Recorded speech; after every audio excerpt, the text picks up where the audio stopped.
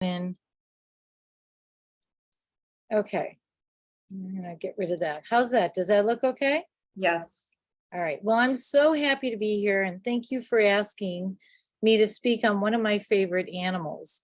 In fact, when I first started doing research down on the Cape, and I'm from Buffalo, New York, always loved whales.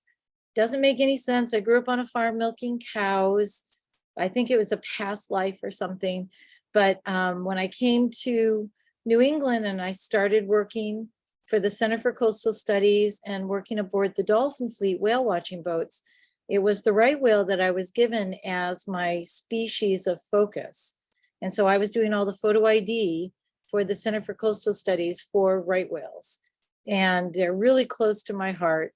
Not the cutest whale in the world, only a mother could love that face, but really a wonderful animal that is on the brink of extinction. Let's see, it does not want to advance. So how can I do it? I'm going to just do it manually. Okay. There's more than one way to do this. I founded the New England Coastal Wildlife Alliance. It's a all-volunteer nonprofit based in Southeastern Mass in 2005. And we are a grassroots organization, a very dedicated biologists and professionals. And we work in the New England area. We take on a lot of misfit animals, species that no other organization wants to take on because they're not cute, they're not fuzzy, there's no money associated with it. And that's one of the reasons we're all volunteer, but we don't walk by anything. We really focus on all of the wildlife that might be in need. And we have a number of different projects as we go throughout this year. We have our Marine Wildlife Research Project where we focus on marine mammals. We have our New England Basking Shark and Ocean Sunfish Project where we're asking people to report sightings that they see of basking sharks and ocean sunfish, and then let us know exactly what they're doing, where they're doing different activities, so we can get a better feel about the biology and ecology of these two unusual fish. We didn't realize that ocean sunfish were going to strand every fall and early winter. And I think this is a issue related to climate change. As the waters around the Cape are warming, it's attracting more ocean sunfish, more other marine animals into the area. And of course, if you have more animals off the Cape, you're going to have more strandings in the fall. And so now we rescue ocean sunfish. Last fall, we had 110 ocean sunfish strand. It was a very busy year. We do high school and college internships for students. This summer, we have 32 interns, and it's amazing. They are incredible young professionals, and we teach them everything we know, and we give them hands-on opportunities. There's only one way to learn, and that's to do. Right now, we're doing our South Coast Terrapin Project. You saw that cute little diamondback terrapin, threatened species of marsh turtle. We've been protecting the nests, and in the fall, the babies will be hatching. So we're working hard to document the females that are coming out of the water, protect their nests, and work with local fishermen who might accidentally catch terrapins. We're also trying to put in mini turtle gardens, just areas of sand where these turtles can nest, because many of their areas where they're nesting have been graveled, cemented, paved because of the rise in sea level. People are trying to protect their properties, but they're also eliminating suitable nesting sites for many different kinds of turtles. So we're thinking that private and town mini turtle gardens might be an answer to a very difficult issue. And we, again, do our ocean sunfish, torpedo ray, triggerfish, seabird, sea duck rescues in the fall. So we're gearing up for the stranding season, which usually starts at the beginning of September and runs all the way through January. We also help other organizations with their rescue efforts as well. We're on the beach, walking beaches at the same time, so you might as well, work with each other and make sense, help each other out. So the North Atlantic right whale, I'm going to kind of cover some biology and life history for those of you who are not familiar with it. These are cetaceans. These are animals very closely related to us. If you look at the classification, on the left is the baleen whales, and on the right are the toothed whales. They're very closely related. You'll see that the order is Cetacea. And so you often hear people call them cetaceans, and that's where they're getting the word. Now, when you look at the suborder, this is where they split. The baleen whales are called the mysticetes or the mysticetes, which means the mustached whales, because they do not have teeth. Right whales are average size, a little bit bigger than average size mysticete whale. And hidden inside the mouth are very long plates of baleen. So it's a hair-like material. So they're called the mustache whales. And the tooth whales, like the dolphins, porpoises, and of course the killer whales are the largest of the dolphin family. They're the odontocetes, and that's Greek for the tooth whales. If you look at the body features of a whale, they pretty much have all the same body parts. And I just want to go over them real quick in case I mention something that you're not familiar with. But the nose is on the top of the head. It's called the blowhole. These are mammals. They breathe air. They have lungs. Most of them have a fin on the back right here. It's called the dorsal fin. That's the dorsal surface. The bottom surface is the ventral surface. They typically have large flukes, broad flukes. They all have pectoral fins or flippers. And inside the mouth, you'll either have teeth or baleen. And you can see the baleen hanging down in this diagram. It only hangs down from the upper jaw. There's nothing in the lower jaw of any baleen whale. If you look at the head profiles, you can see that the right whales, the animals on the top, have a very big chunky head. In fact, 1/3 of the animal's body is head. And that's because they house over 200 plates of very long baleen. 200 plates on either side of the upper jaw are hanging down inside that mouth. And this animal is going to filter something the size of a grain of rice out of the water. So you have a 45, 50-foot animal that's going to make a living by filtering really tiny stuff out of the water. To do that, you have to have a really good filtering apparatus in your mouth. And so 1/3 of their body is head. You can see the humpback, also a large head, but not as big, fin whale, and minke. These are all baleen whales. If you look at the dive profiles, you can see that most of these animals, the finback is the second largest of all the great whales. The only whale larger is the blue whale. Humpback whale, very common animal as well in our waters. They all have a dorsal fin, typically a fin on the back. Not all whales lift their tail out of the water. You can see the finback tends to just arch the back and go down on a deep dive. But the humpback and the right whale will fluke out, lift their tail out of the water. The minke whale is the smallest of all the baleen whales, only about 20, 25 feet in length. And they are so small, so streamlined and thin that they as well do not lift the tail out of the water when they go on a deep dive. You can also see that the big whales, when they exhale, as they return to the surface, you can see their visible breath. And the finback whale has a very tall blower spout. The humpback has a more bushy one, and the right whale has a V-shaped spout, which is kind of cool. So here is the North Atlantic right whale, Eubelina glacialis. That's the scientific name. They're about 40, 45 feet in length. They weigh up to 70 tons.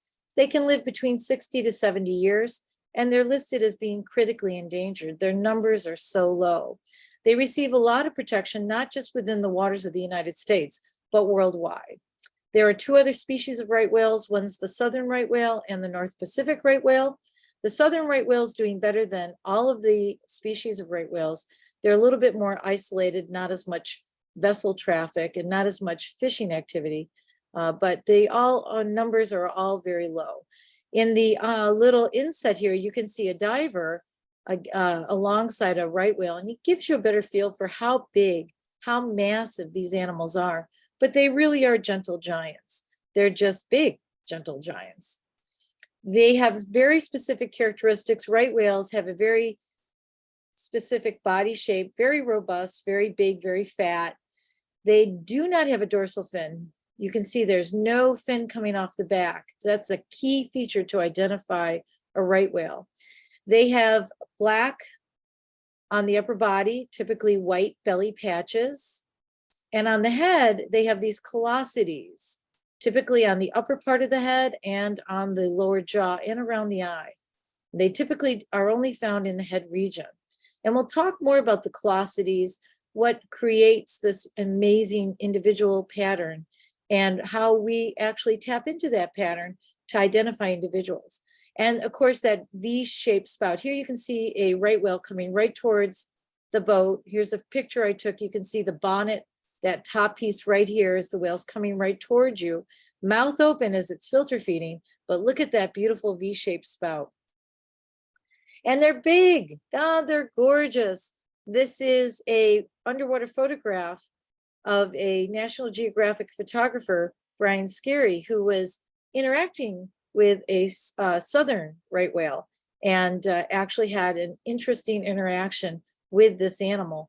And this whale could have easily have crushed Brian Scarry if it wanted to. But again, they're very gentle animals. They're just massive. When I grew up on the farm, you have to have a lot of respect for, cows and horses. They're big, powerful animals.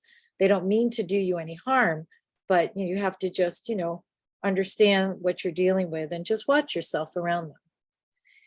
Right whales have these big, broad black flukes, and they're streamlined. There's a very smooth line on the trailing edge. So here's the top of the fluke. The whale's fluking out, lifting its fluke as it's going on a deep dive, moving away from you. And you can see it's black on the top.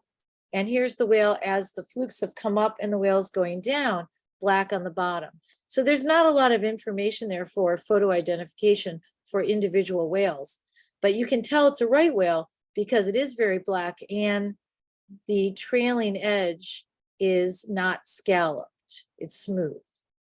I'm going to show you the humpback whales. This is another big baleen whale, often found in the same area, feeding on different prey items. But here you can see the head of the humpback whale. You can see the baleen hanging down from the upper jaw. This whale just lunged and now is pushing the water out and then keeping the prey inside. You can see the blowhole, the nose. You can see that humpbacks typically have a big chunky dorsal fin. And when they lift their tail out of the water on the underside is typically a very interesting black and white pattern. And you can see the scalloping edge, the trailing edge. So it's very different than a North Atlantic right whale.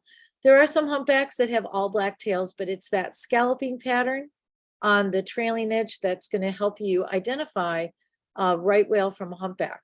And humpbacks typically have a big, broad, bushy spout, not a V-shaped spout like a right whale. Now, what's really interesting about right whales is that they have these callosities, these rough and gray tissues on the head area, and inhabiting them are thousands of cyamids, whale lice.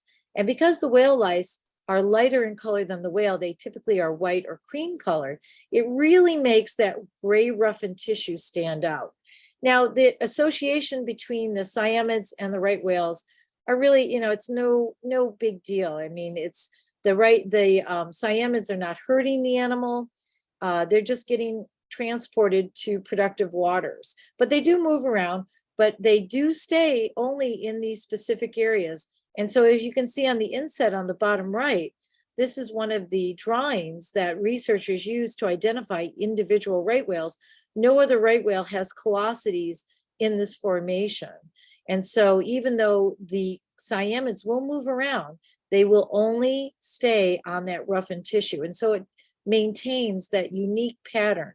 So we don't have to mark or tag right whales. All we have to do is take a photograph of the callosities. And because it is a three-dimensional pattern, you do have to get a photograph of the right side of the head, a photograph of the left side of the head, and a photograph above. So it's a little bit tricky.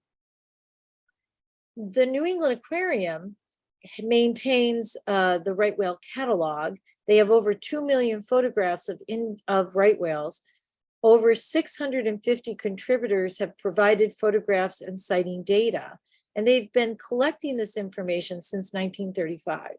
They have cataloged and identified over 780 individual right whales, but many of them, of course, have died, and the current population numbers are in the low 300s. When I first started working at the Center for Coastal Studies in 1980, we had about 350 right whales that we knew were, in our oceans. And then as the years went on, the numbers went up. almost up to 500. And now we're back down to the same numbers that I was experiencing when I started out in the field. So that's very sad. But you can see the bottom right photograph. Here's a aerial photograph, a right whale. You can see the callosities, the bonnet, the rostral islands, the lip patches, the combing, and the post-blowhole island. So here's the nostrils of the whale. You can see that the callosities are only on the head area. There's just nothing. These are very dark animals on the rest of the body. And if you look at these 4 photographs, these are 4 different right whales. You're looking at the right side of the head. They're all filter feeding. You can see the gap here. The lower jaw is dropped. You can see the gum line on this individual, but just spend a few minutes and look at the callosity pattern of each and every animal, and you'll see that they are very different. And this is how we can identify individuals, and that is why we know there's only about 325 individual right whales remaining in our oceans today. Now, the North Atlantic Right Whale Catalog is online, and I encourage you to go and check it out. And it is maintained by the New England Aquarium. And since this information is going to be recorded, you can come back and pick up all of these websites if you have a hard time finding them. But you can see there's lots of links, and you can go and learn more about right whales and also learn how they identify individuals. And then if you're ever out on a boat or walking a beach and you see an animal and take a photograph, you yourself can contribute to this community catalog. Looking at distribution and migration, most big whales in our waters, not just right whales, will feed in high latitude cold waters throughout the spring, summer, and fall. And then in the winter, they'll head south to typically give birth in warmer wintering areas. Now, most of these animals and some individuals do stay up in our area in the wintertime to feed throughout the winter. Why migrate if you're not going to mate or give birth? But if you are going to give birth, you have to head south, because even though your calves are large in size, they have a very thin layer of blubber. And it's the blubber or the fat under the skin that helps these mammals maintain a warm, constant body temperature. And so when the calves are born, they're typically, a humpback calf is typically 10 to 12 feet in length, and a right whale calf might be about 12 to 14 feet in length, weighing a couple tons. So that big bundle of joy is a wonderful sight, but those calves have a very thin layer of blubber. And if they were born up in our cold, productive waters in the winter, they wouldn't be able to maintain their body temperature and they would die. And so moms know that. So most big whales have to head south and they give birth. Now, the hard thing is when they head south and right whales are going to calving areas off the Georgia, Florida coast, they can't eat. It's not that they don't want to eat. It's that warmer tropical waters are not as productive. And so there's really nothing for them to eat. And so the females and the males that head down to mate will live off their blubber supply and use it as a secondary energy reserve and use that to keep themselves alive. And if it's a female that just gave birth, she'll use her blubber to keep her calf alive. And they'll stay down there for a couple months until the calves get big and strong and can make that return migration back in the spring up into our water so that mom can feed again. Each whale species goes to different areas. You can see that the right whale is going to be feeding off Cape Cod in the winter and spring, and then going up to the lower Bay of Fundy and Roseway Basin, and then in the winter coming down to give birth off the Georgia, Florida coast. Notice that they're a very coastal animal. So think about all the ports, all the vessel activity that's happening.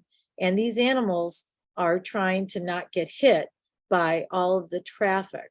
Now, this is an old diagram of the migration routes. And right now what you're going to see is in the spring and summer, because of climate change and the warming of the Gulf of Maine, this area up here where there's a lot of feeding, the animals, the right whales that used to feed in the Bay of Fundy are now abandoning that area and moving further north to the Gulf of St. Lawrence because the prey items that they're feeding on have shifted to colder waters. So we're seeing a change in distribution because of climate change. So here's that shift. Here's the Gulf of Maine, here's Cape Cod. We've been used to a lot of right whales in the summer feeding in the Bay of Fundy, but they've given up that area and they're moving further north. So between 1980 and 2010, many right whales, or the majority of the animal, the populations, were seen in the spring in Cape Cod Bay and surrounding waters off in these areas. And then in the summer, they'd move a little bit further north into the Gulf of Maine, Bay of Fundy, and Roseway Basin. Since 2010, there's a shift in the prey abundance of copepods, and these are the tiny crustaceans that right whales feed on. These animals have shifted up into the Gulf of St. Lawrence, and the right whales have followed them. And then year-round, a lot of the animals are now staying south of Massachusetts. So overall, right whale distribution has become less predictable, and the shifts are probably due to changes in prey distribution, which is due to the warming oceans. So food and feeding. It's really amazing to think that one of the biggest animals on this planet filters something really tiny out of the water. And right whales have a very restrictive diet. They really only eat copepods. And so these copepods, as you can see in the left, here's a container of them, are about the size of a grain of rice. But they have a little dye, they have a little pigment in them, a little red pigment. So they kind of look like there's blood in the water if you have a huge bloom of copepods close to the surface. But they're packed with energy.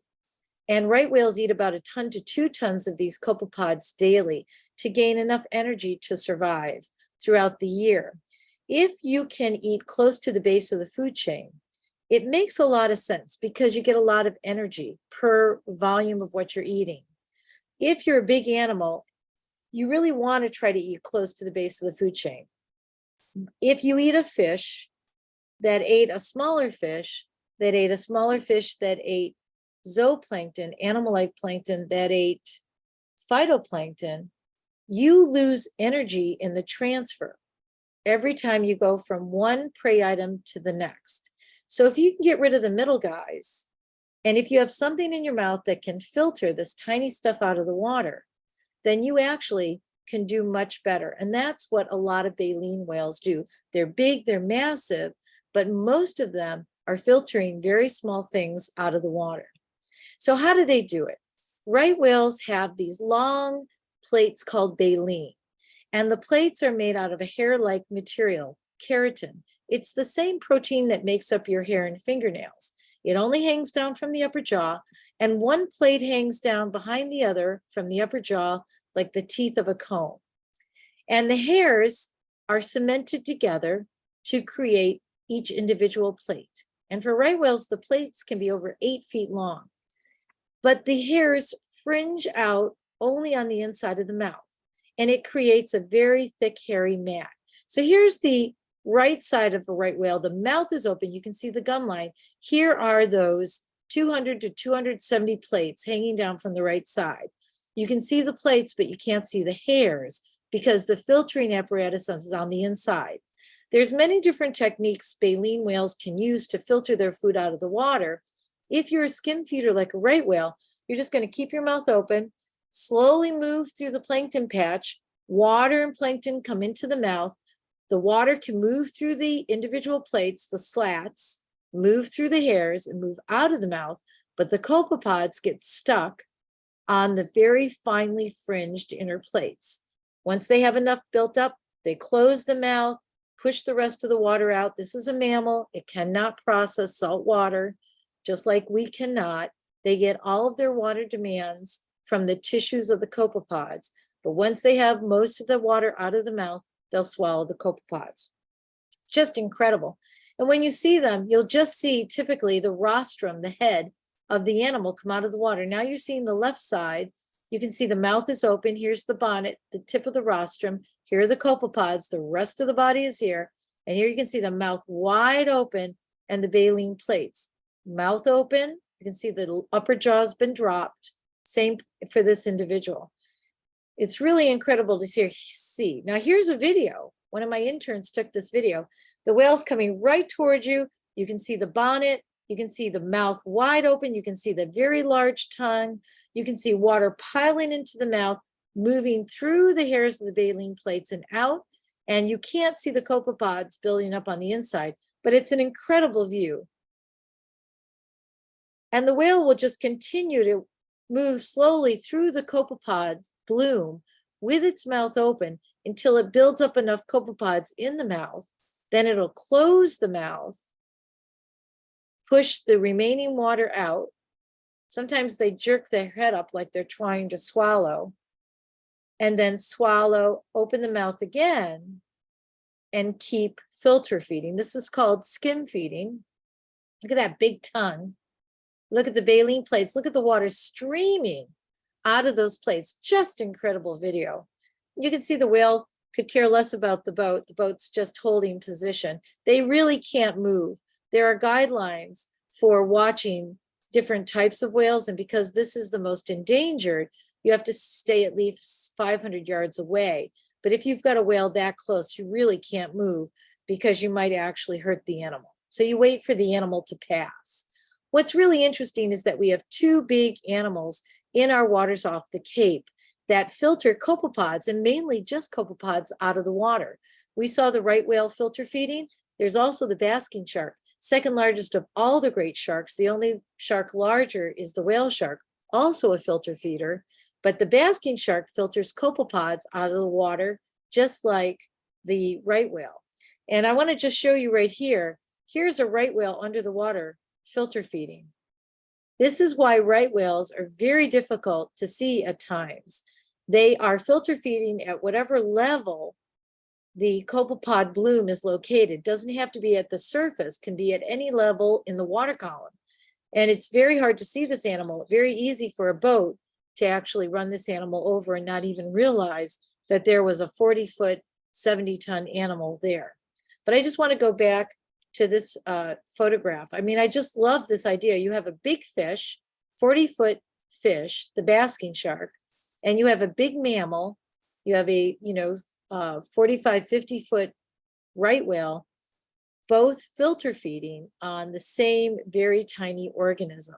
And they're very restrictive animals. This is all they eat. So if they're, if something happens to copepods, then both of these species are going to be in big trouble.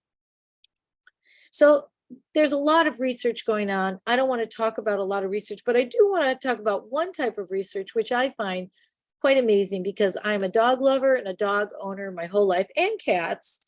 But they use dogs now to find whale poop. And whale poop has a lot of great information. Many whales, like humpbacks and finbacks, when they poop, it's a very liquid poop, and it only stays on the surface for, about 30 seconds. So if you want to collect the poop, you got to run over there, get a bucket or get a net and try to collect some of the material. But right whales have a formed poop that will float for a couple hours. And Dr. Roz Rowland from the New England Aquarium is trying to collect as much right whale poop as possible, scat, because it has a lot of information in it. You're not going to be able to stop a 45-foot, 60-ton animal and ask it to give you a pint of blood. So you have to be creative. If you can collect poop, then you can analyze the poop back in the lab for reproductive hormones to see how the animal's doing, stress hormones, parasites, biotoxins. You can find broken cells from the animal's body, so you can get DNA and determine male, female, and lots of other information. So it really gives you a lot of great insights into the reproduction and health of the population. So when the researchers were trying to find poop, and I was helping with some research up in the Bay of Fundy, and so they were contacting all the researchers who were up in the Bay of Fundy, trying to ask them to, if they see, scat, whale scat, please collect it and call them and they'll come and pick it up. We did okay trying to help them out and find whale scat, right whale scat. And then they realized that if they could use dogs, because dogs have a much more sensitive nose, they actually could do a better job of finding the scat. And the dogs were incredible at finding the poop as it was floating on the surface. So it's really a lot of fun. A lot of people don't realize there's a lot of low-tech solutions to a lot of problems that we're trying to solve. And the dogs did a much better job than the researchers at finding whale scat. If you want to look at the population status, right whales have been hunted longer than most other whales, starting in the 11th century by the Basque whalers. They were hunted and valued for their large amount of oil. They have very thick blubber and baleen. They were considered the right whale to kill, and that's where their common name comes, because they were easy to chase down. They're very slow swimmers. They are inshore animals. They tend to follow the shorelines. They had a very thick layer of blubber that allowed the carcass to float when the animal was killed. Many of the thinner, more streamlined whales, once you kill them, they sink. And so the right whale was really advantageous for the whalers because with all that blubber, once they killed the animal, it stayed at the surface. And they yielded large amounts of oil and baleen. They were almost extinct, and they were finally protected. Oh, typo, in 1934, I think. And in 1946, they received international protection through the International Convention for the Regulation of Whaling. This is an international body that was trying to govern different nations, which species of whales they were killing in different waters of the world at different times of the year. And that really started, they founded the International Whaling Commission, which still meets today. There's about 80 members, country members in this commission. The majority of them do no longer hunt whales. It's only Norway, Iceland, and Japan. And we're encouraging all of these nations to stop killing whales because you can make more money watching whales over time than killing a whale when you only get a one-time benefit. So we're trying to convince these last three countries to switch over to just whale watching.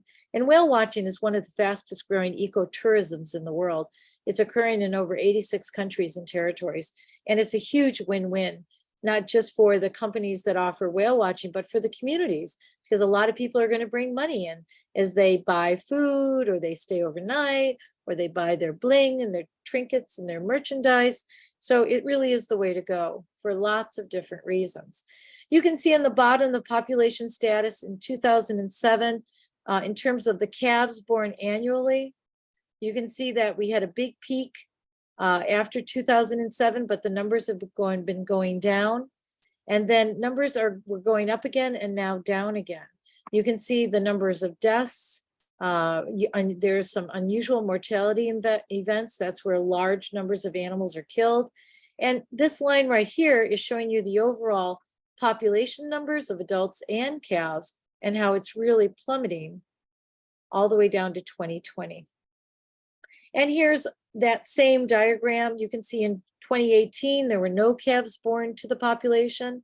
2019 numbers started going up, but then coming back down again. So in 2018, no calves were born. 2019, 7 calves were born. 2020, 10 calves were born. 1 was struck and killed. Same situation in 2021, 18 calves were born. 1 was struck and killed. And the calf is very dependent on the mother, spends a lot more time at the surface, and the calf stays with the mother nursing for about a year. And then after that point, mother and calf separate, and they tend not to be seen associating together after that time. So current threats for these animals, there's a number of them. Vessel strikes, since they do spend a lot of time at or near the surface, and they're a very coastal animal. They're called the urban whale because they do spend so much time near our shores. They are becoming entangled in fishing gear. Noise pollution is a big problem. Our oceans are becoming noisier and noisier. Very hard for these animals to communicate from adults to adults or from adults to calves. And habitat destruction, other types of habitat destruction are contaminations of our oceans. I know that a number of different power plants right now, Pilgrim in Plymouth, the nuclear power plant, has been and wants to continue to discharge radioactive wastewater, and that's contaminating a lot of food supplies.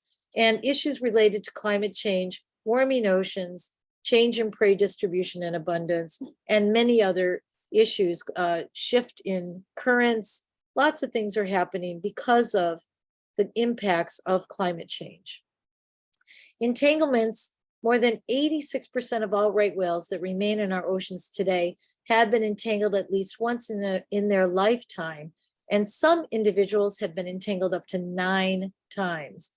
They compromise the animal's health and well-being. Even those animals that are able to shed the gear or have the gear removed through a number of different ways. And I'm going to tell you about some of the methods that we try to disentangle these animals.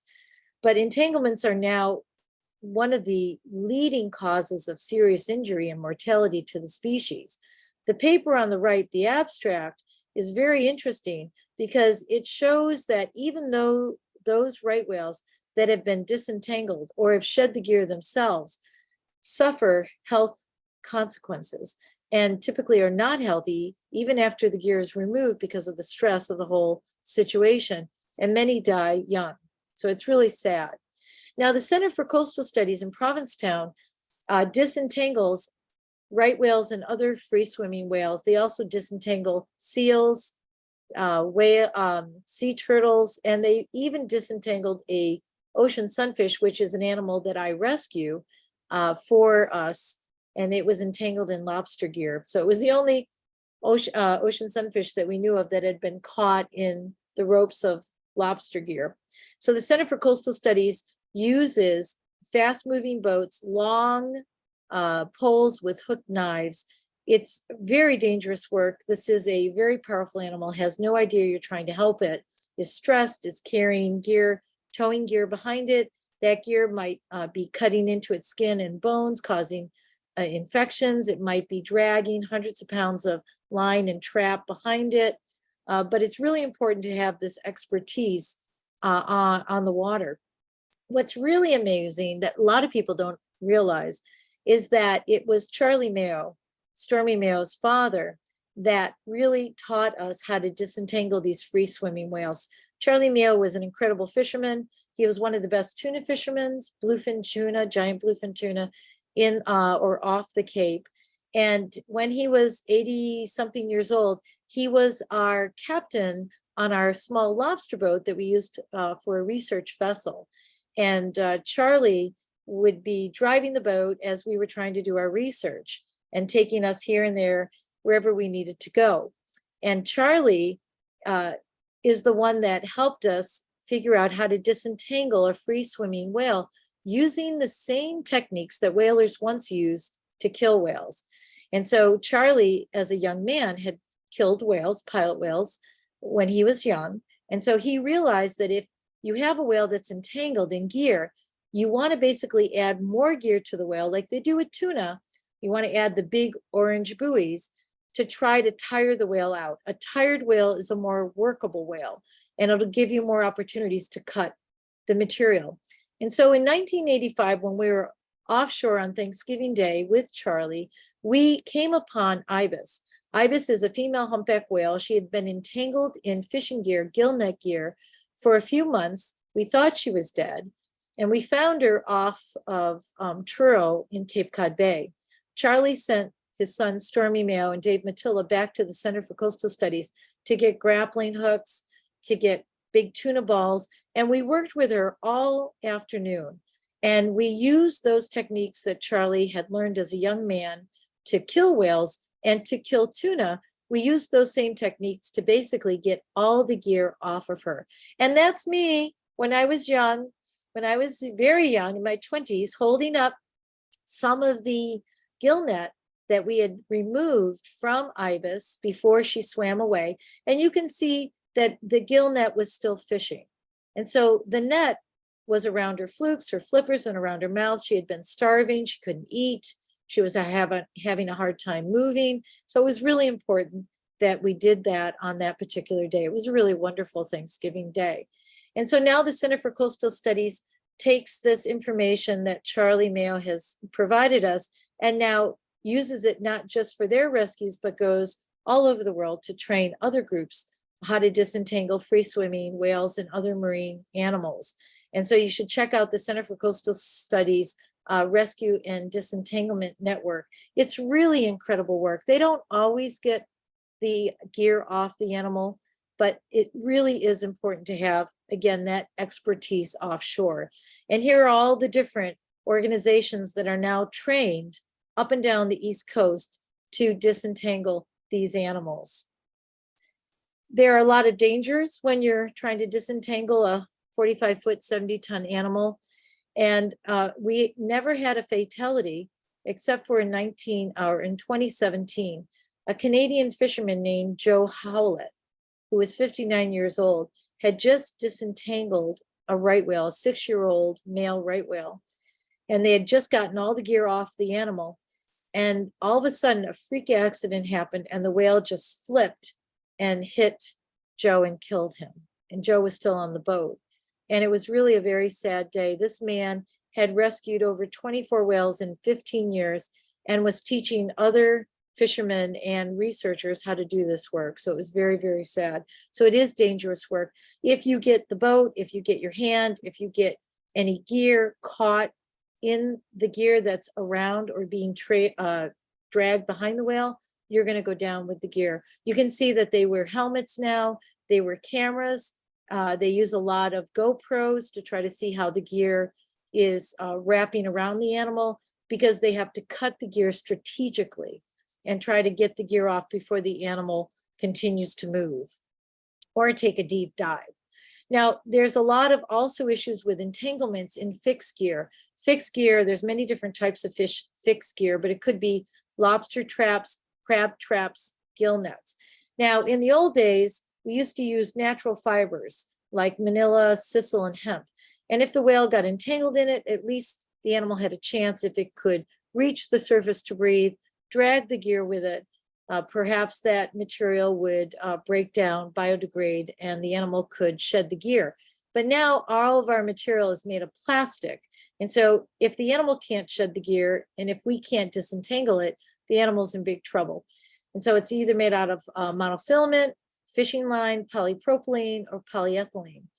And so you can see here in this top photograph, we have some lobster traps connected on the bottom, but there has to be a buoy at the top where the fisherman can identify where his gear is set. And he's going to grab that buoy, and because the line is attached to a series of traps, he's going to pull the traps up one at a time. But so now we have rope in the water column.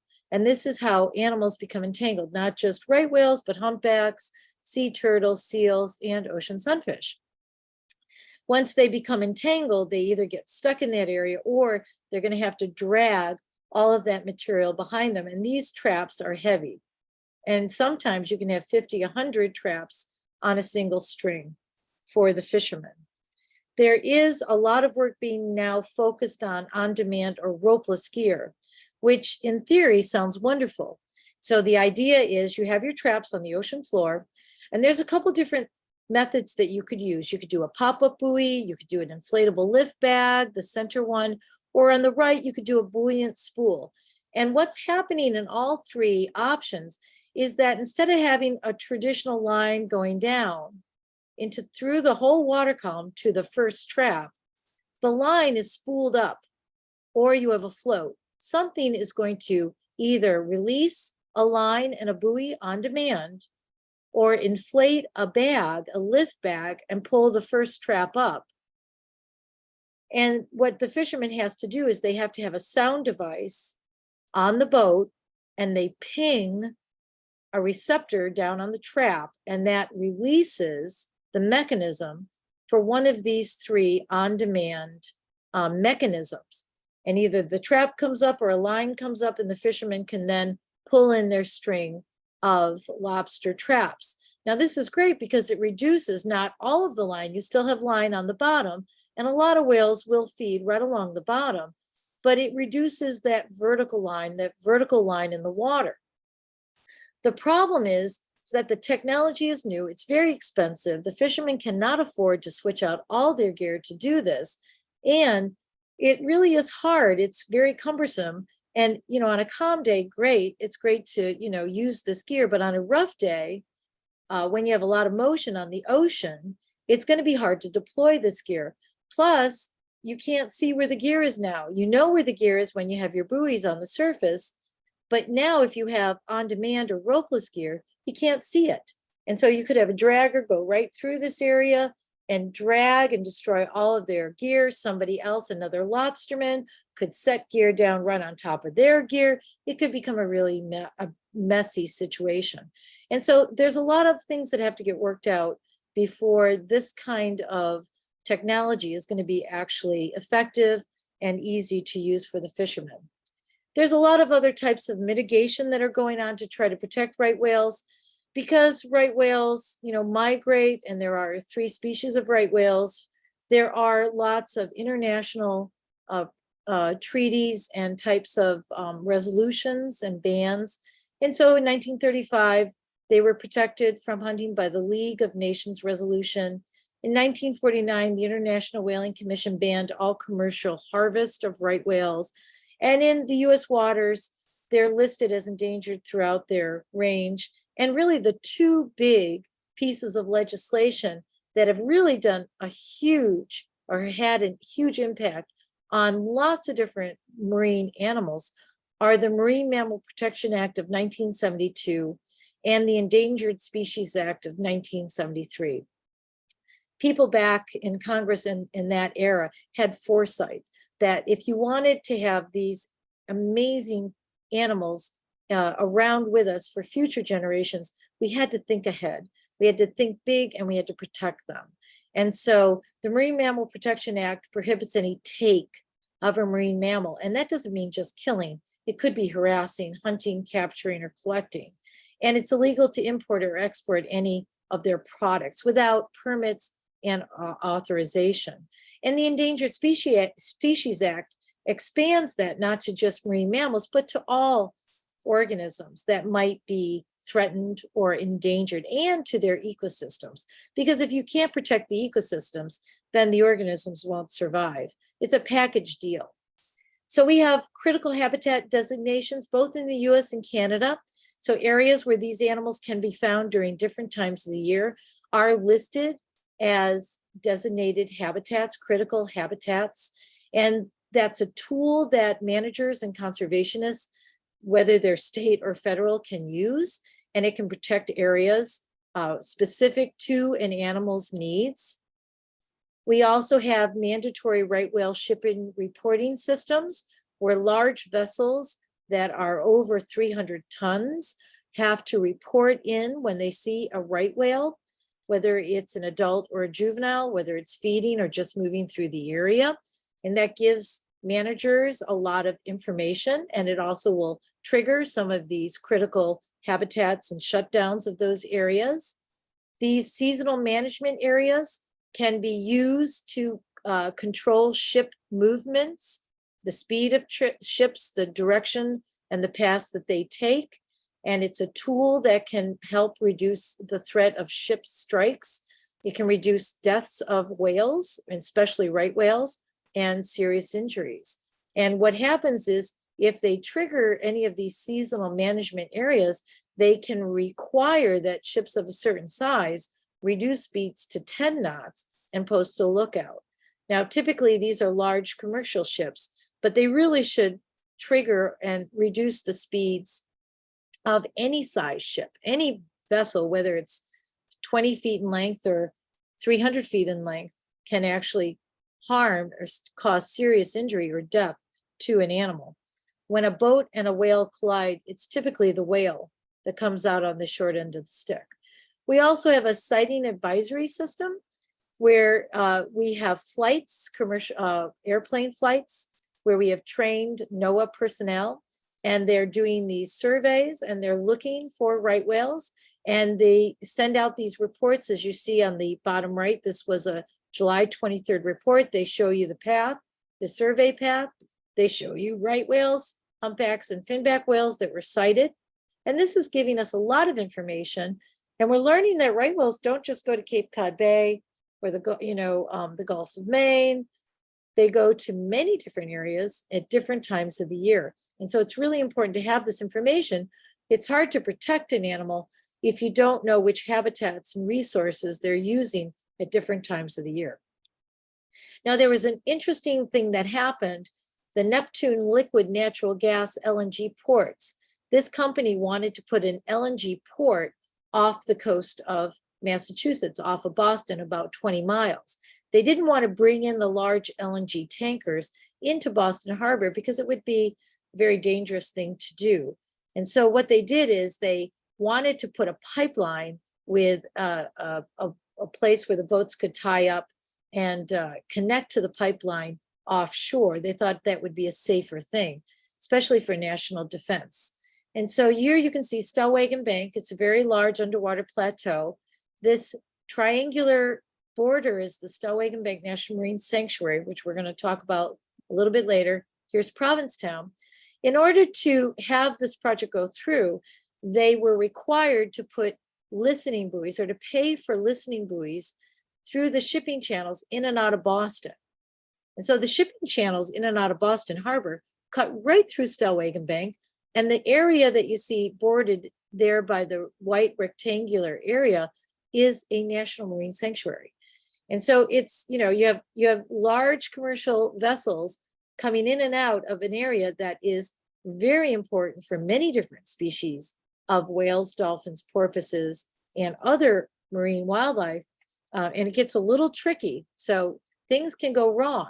So they were required to pay for 10 of these huge listening buoys, 10 real-time acoustic buoys that are under the water. Here you can see in pink the shipping channels in and out of Boston, and the buoys are following those shipping channels. They're anchored all along there, but they're listening for a specific sound in the water.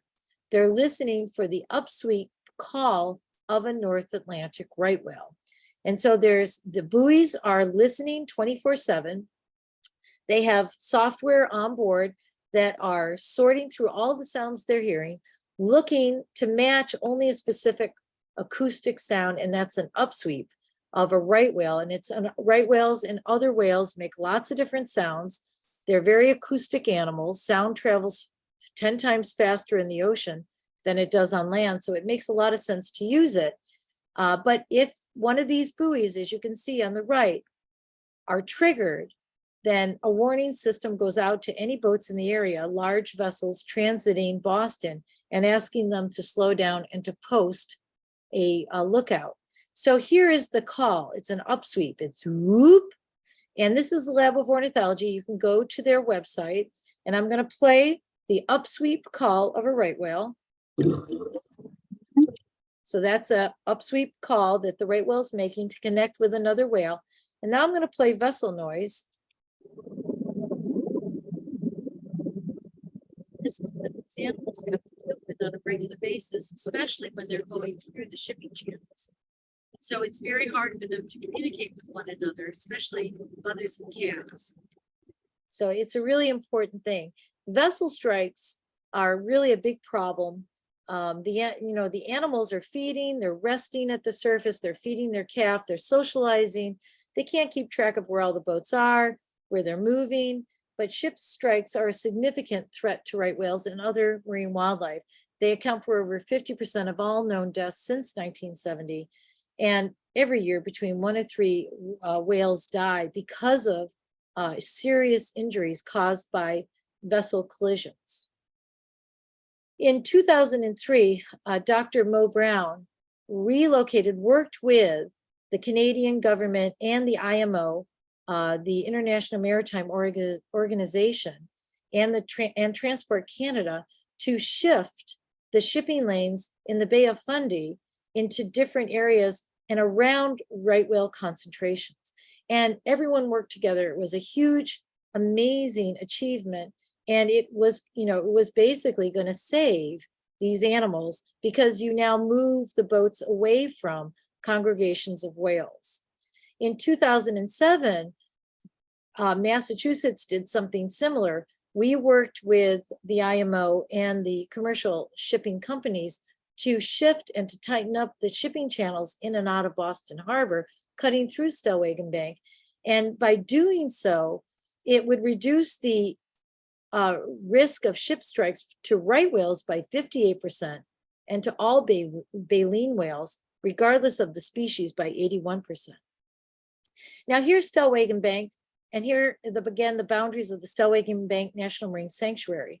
This is a very important feeding area The bank itself was created 18,000 years ago as the glaciers in this area started to retreat. It's a big mound of sand and gravel, totally covered by water. It's always underwater, it's submerged, but it creates upwellings, which are areas of intense productivity, which are supporting a lot of plankton, which support a lot of fish, which attract a lot of organisms close to our shorelines. You can see the beginning of the sanctuary is only 20 miles from Boston. It's only one of 15 sanctuaries, and we have 2 national marine monuments. But it's very important to have these federally protected areas, because if anything were to happen to Stellwagen Bank, if somebody wanted to mine the bank for cheap sand and gravel, or something was happening with a fishing activity, then the federal government can step in and protect the bank. But the Gulf of Maine is a huge body of water where these animals are feeding. Stellwagen Bank is only in this little area right above Cape Cod. This is the only national marine sanctuary we have in our waters. And so it's a great first step, but it really falls short because these animals have tails and they use them.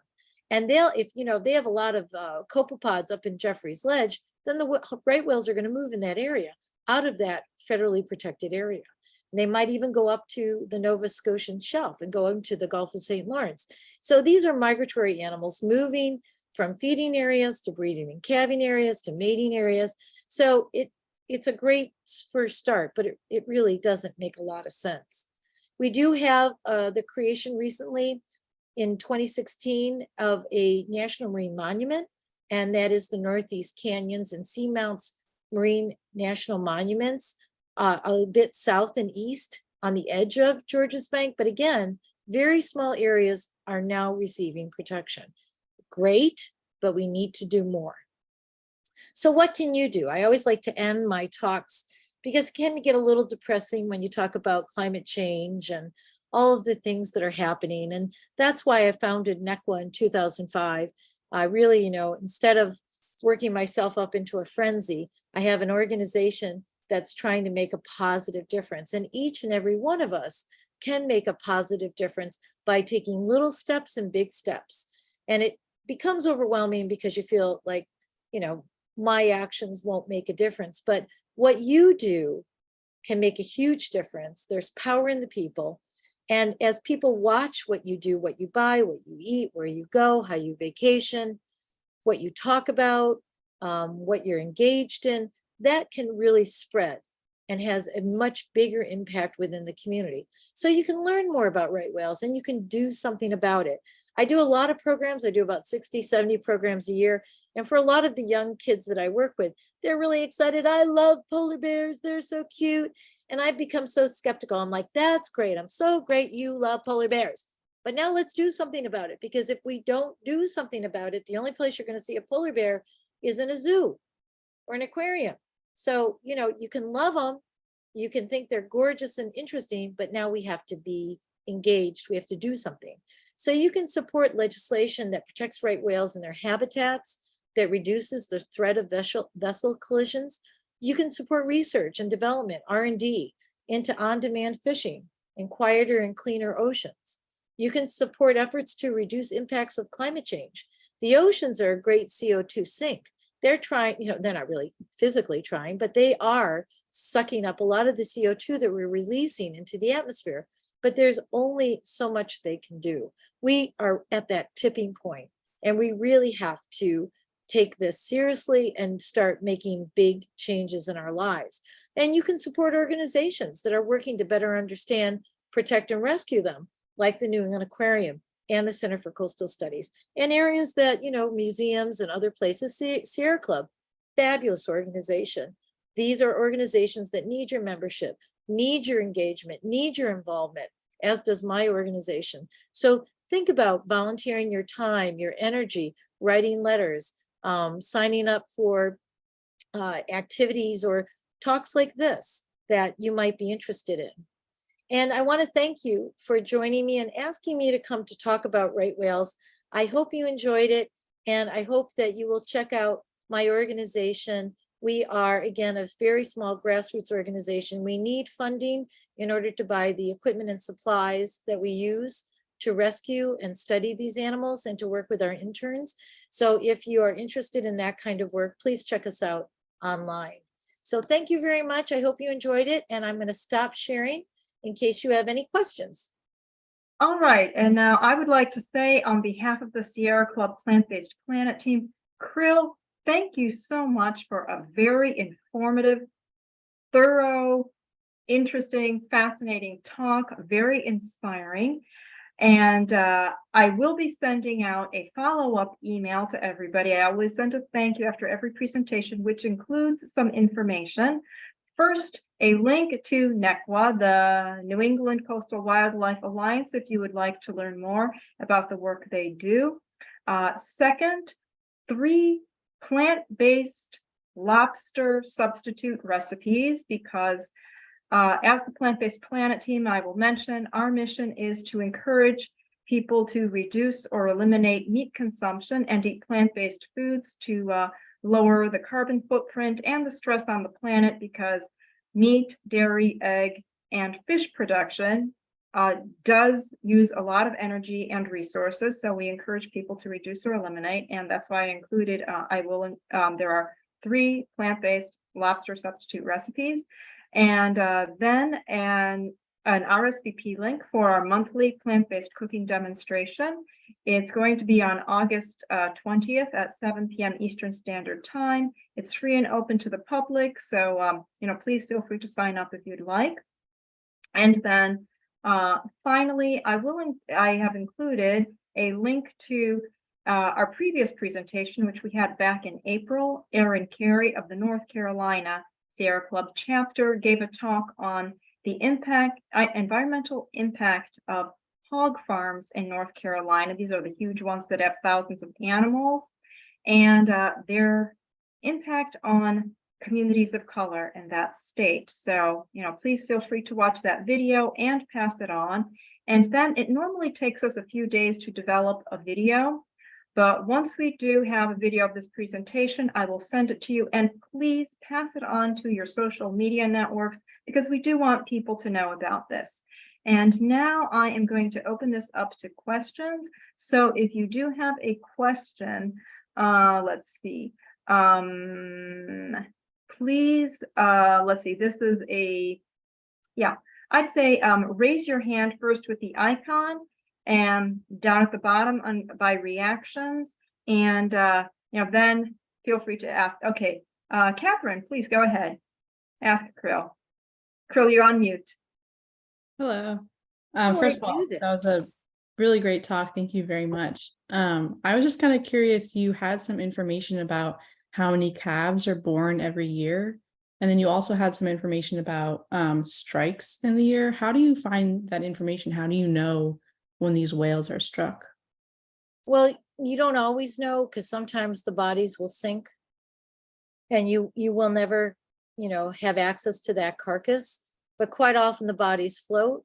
And if a government or a state can, afford to tow the animal to shore, or if it comes ashore naturally, then they'll conduct a necropsy, which is an autopsy for an animal, and they'll determine cause of death.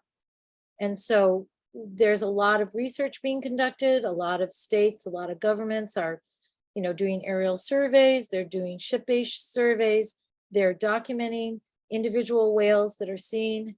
Do they have a calf by their side? Do they not have a calf by their side? That's how they're getting the population numbers. And then animals that are hit by boats, you typically will see propeller cuts or gear entanglements. You'll see, even if the gear is not on the animal, you'll see scars that are an indication that the animal had previously been entangled.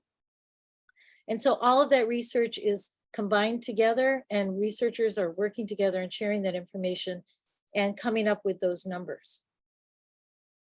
Okay, and before anyone else, let's see, Nicole Schaefer put a question in the chat, and she lives in Charleston, South Carolina, and wants to increase awareness, focusing on fishing charters, private boats, marinas, and boat sellers. I was thinking about promoting the Whale Alert app. What are your thoughts on how effective that would be, or any other ideas? Well, I think it's great. I mean, any kind of information that you can share within the community. A lot of the Facebook community pages is a great way of sharing information. But I think it's good to work with an organization in your area, an organization that might already be doing some of the same stuff. And then you just expand that or offer to bring the, brochures or the information to the different boats or organizations that you're thinking of. There's lots of great programs, and each one is different. I think that, no matter what you do, it's going to be a positive step forward.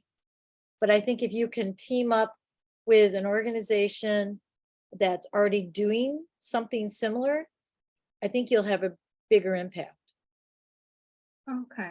And I actually have a question for you, Krill. You mentioned that the calves stay with their mothers for a year. How long is the gestation period? It's about a year for most big whales. So they typically go down to Caribbean waters, or in the case of the right whale, off the coast of Georgia and Florida, they either give birth or they mate. We're not quite sure where right whales mate, but let me give you the example of a humpback. A humpback will go down to the Caribbean. The females will mate, so they'll become pregnant. They'll go back up to the Cape for the spring, summer, and fall feed, and then they'll migrate 1,500 miles back down to the Caribbean to give birth. So it's about a year. We think it's about a year, maybe a little bit more for a right whale. We're not exactly sure where they mate. There's still a lot that's unknown. And what's really amazing is that these are some of the most basic bits of information that you should know if you want to protect and manage a species. So, where they mate, how many calves a single female can have, how long do whales live? We really don't know. But as we track these individuals over the course of their lifetime, eventually we'll have more and more basic information about their biology and ecology. Okay. Any other questions? Okay, let's see. Any other questions now? I'll stop recording. Let's see. I will say, Sarah, for anybody that hasn't attended Sarah's remote cooking workshops, I attended a couple of them, and then for some reason, Sarah, I lost track of it. I wasn't getting the emails anymore to remind me to show up. So if you have a second, send them back to me. But if you get a chance, they're wonderful. Sarah does a great job. And it's so much fun to actually learn some of these techniques for plant-based cooking. So if you ever have a chance, please join her, because it really is worth your time. Okay, great. Well, I'll be sending you that RSVP link then, Krill. Sorry about that. Oh, no, not a problem. It's probably at my end. Computers. That's right. Okay, any other questions, or should we call it a night? They're good? Well, Okay. thank you guys so much. Thank you for having me.